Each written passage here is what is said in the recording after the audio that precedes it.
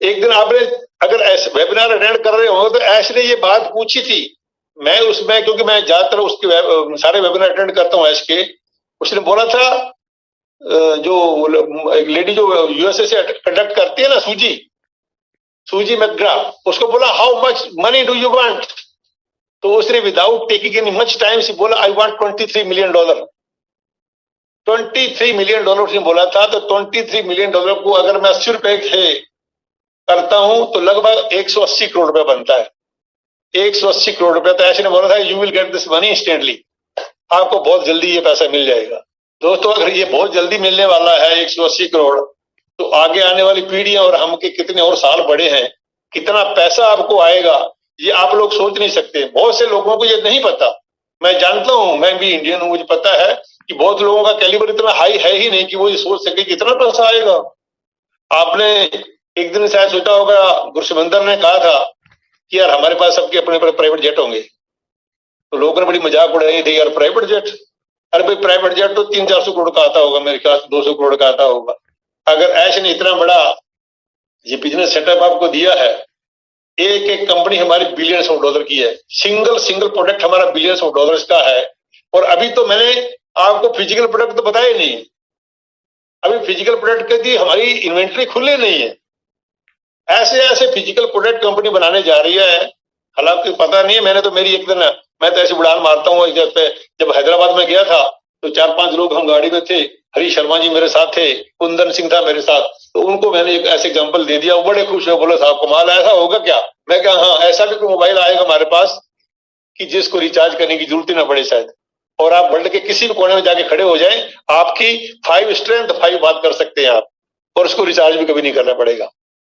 एक दिन ऐश ने खुद एग्जाम्पल दिया था कि अगर मान लो एप्पल कंपनी एक टीवी लेके आती है हैदराबाद, वो बोला कि oh we will grab it, हम तो जल्दी ले लेंगे, तो उन्होंने उसे कितनी अच्छी क्वालिटी का बोला कि अगर ये हमारे पास, हालांकि उसने ये वर्ड यूज नहीं किया, लेकिन उनके मन में था ये कहने का। बहुत सी बातें ऐश कहते कहते रुक जाते हैं, क्योंकि उनको पता है कि सब कुछ ऐसे डिस्क्लोज नहीं किया जाता, लेकिन उस पर दोस्तों काम हो रहा है, इस सब के ऊपर काम हो रहा है सीक्रेटली, बहुत बड़ा धमाका। ऐसे नहीं है, मैं आपको बताऊं, इतना बड़ा धमाका किसी दिन मचेगा इस वर्ल्ड के अंदर तो दुनिया स्तब्ध रह जाएगी, होल वर्ल्ड विल बिकम डम स्ट्रक होता है ना, स्तब्ध हो गए, चचंबा हो गया, यार ये क्या हो गया।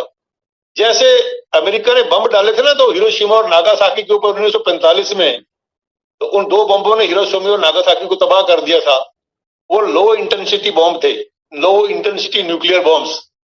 दोस्तों अब ये कैसा बॉम्ब फटेगा, उस बॉम्ब का नाम है ऑन पैसिव, और वो इस जमीन पे ऐसा फटेगा कि उससे एक भी शहर ऐसा नहीं बचेगा, एक भी गांव ऐसा नहीं बचेगा जिसके ऊपर इतना पॉजिटिव असर ना हो जाए कि उनकी आने वाली पीढ़ियां याद रखेंगी। हिरोशिमा वाले तो आज बेचारे याद रखते हैं कि हमारे को डिस्ट्रॉय कर दिया, लेकिन इसका पॉजिटिव इफेक्ट इतना बड़ा होगा इस बॉम्ब का कि आने वाले कई सालों तक दुनिया ऐश के पीछे भागेगी, हमारे पीछे आएगी। एक दिन ऐश ने वर्ड यूज किया था कि all the founders will be hunted, यानी कि हंट का 2 मीनिंग होते हैं। हंट का एक मतलब होता है शिकार करना, दूसरा होता है खोज करना।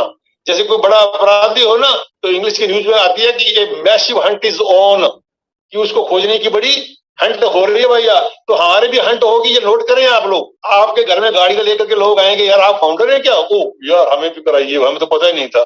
जैसे कल ही मेरे पास एक फोन आया कि उन्होंने शायद, हाँ गावंडी, अनूप गावंडी जिससे सुन रहे होंगे, उन्होंने कहा कि उनका एक बंदा फ्रेंड था, उन्होंने बाद में फोन किया कि मेरे को बताओ मैं इसको ज्वाइन करता हूँ। तो अनूप जी ने कहा कि भैया अब तो वक्त निकल गया है, अभी आप फाउंडर नहीं बन सकते हैं, एक अभी आगे चांस मिलेगा आपको, you can become either reseller और कस्टमर बन सकते हैं।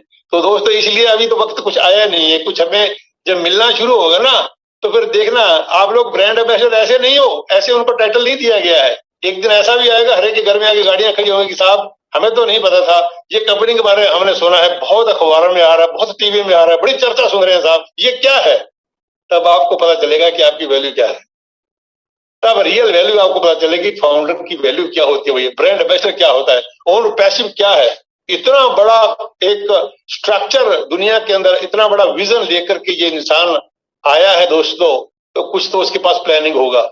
अभी फिजिकल प्रोडक्ट की फैक्ट्रियां कहाँ लग रही हैं, जो तो ऐश को जानते होंगे।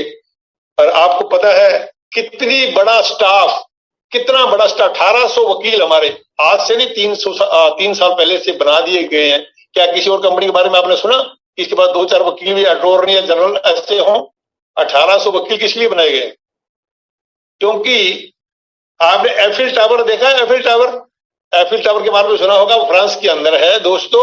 उसकी हाइट पे मत जाइए आप, उसके नीचे बॉटम के अंदर भी 8,500 टन लोहा दबा हुआ है ताकि उसको वो सपोर्ट कर सके। इसकी हाइट को तभी वो सपोर्ट कर पा रहा है कि 8,000 टन उसका जो लोहा है वो नीचे दबा हुआ है उसके अंदर।